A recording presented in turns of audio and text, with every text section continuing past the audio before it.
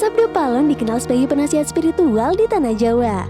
Ia dikenal sebagai pembimbing Jawa sejati dengan banyak wadah atau raga yang berbeda di setiap generasi. Tokoh lain yang kerap dikaitkan dengan Sabdo Palon adalah Naya Genggong. Keduanya adalah penuntun gaib yang mewujud.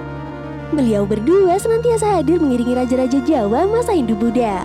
Ada riwayat yang menyebutkan Sabdo Palon dan Naya Genggong baru masyhur pada masa kepemimpinan Ratu Tribhuwana Tunggadewi. Ia tetap setia sebagai penasihat spiritual hingga kepemimpinan Raja Brawijaya V. Sebelumnya, Sabdo Palon dan Naya Genggong dikenal dengan Sapu Angin dan Sapu Jagat.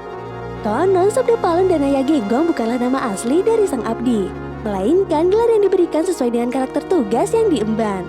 Sabdo Palon memiliki dua makna. Sabdo berarti seseorang yang memberikan masukan atau ajaran, dan Palon yang berarti kebenaran yang menggema dalam ruang semesta. Jika disatukan, Sabdo Palon adalah seorang abdi yang berani menyuarakan kebenaran kepada raja dan berani menanggung akibatnya. Sementara Naya Genggong, Naya berarti nayaka atau abdi raja, dan Genggong yang bermakna mengulang-ulang suara. Naya Genggong adalah seorang abdi yang berani mengingatkan raja secara berulang-ulang tentang kebenaran dan berani menanggung akibatnya.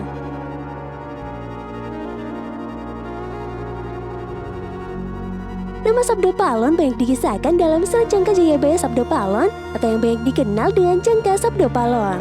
Jangka Sabdo Palon diyakini sebagai karya pujangga RNG Ronggowarsito. Jika selama ini dikatakan serat tersebut ditulis sebagai ramalan kehancuran Islam setelah 500 tahun kehancuran Majapahit, maka sebetulnya tujuan akhir dari pengarang serat Jangka Sabdo Palon ternyata adalah sebuah proses untuk menerima Islam.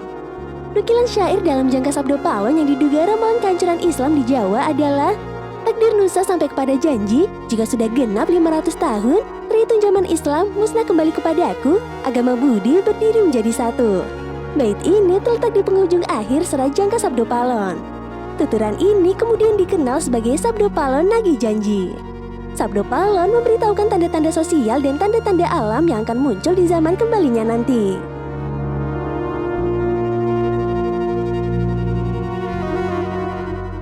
Selain itu, ada juga tuturan dalam serat tersebut yang konon meramalkan terjadinya hara-huru akhir zaman yang artinya berbunyi, menurut cerita kuno dari para leluhur yang memiliki kelebihan dalam spiritual, semua cerita yang disampaikan para leluhur telah tertulis dalam kitab Jangka.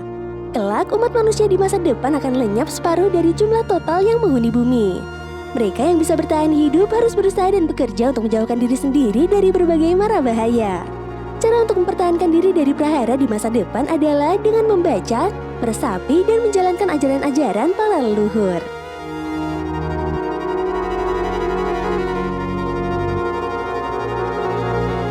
Ada juga petikan dari Jangka Sabdo Palon yang konon meramalkan terjadinya letusan Gunung Semeru. Ini termuat dalam Pupuh Sinom yang artinya berbunyi, sangat-sangatnya sengsara yang timbul di tanah Jawa ditandai pada tahun 9781. Seumpama menyeberang sungai, sampai di tengah-tengahnya sungainya banjir bandang. Dalamnya menenggelamkan manusia. Banyak manusia mati, banyak bencana. Angka 9781 pada jangka tersebut jika dibaca menurut Chandra Sengkala menjadi 1879 atau 1978 dalam pembacaan tertentu. Dan pada tahun 1978 inilah Gunung Semeru meletus. Ramalan tersebut juga dinisbatkan pada meletusnya Gunung Merapi pada 2010 yang lalu. Ini berkait dengan janji Sabdo Palon Naya Genggong sebelum moksha yang berbunyi, dan ingatlah keharuman air wangi nanti akan bertahan selama 500 tahun dan 4 zaman. Hitungan zaman paling dekat dalam penanggalan Jawa adalah sewindu atau 8 tahun. Jika demikian, 4 zaman dikali 8 berarti 32. Maka isyarat meletusnya Gunung Merapi terjadi 32 tahun sesudahnya.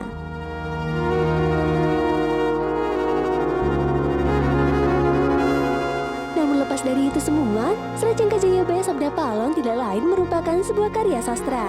Bait-bait yang termuat di dalamnya bisa menjadi bahan refleksi kesadaran umat seluruhnya di tanah Jawa.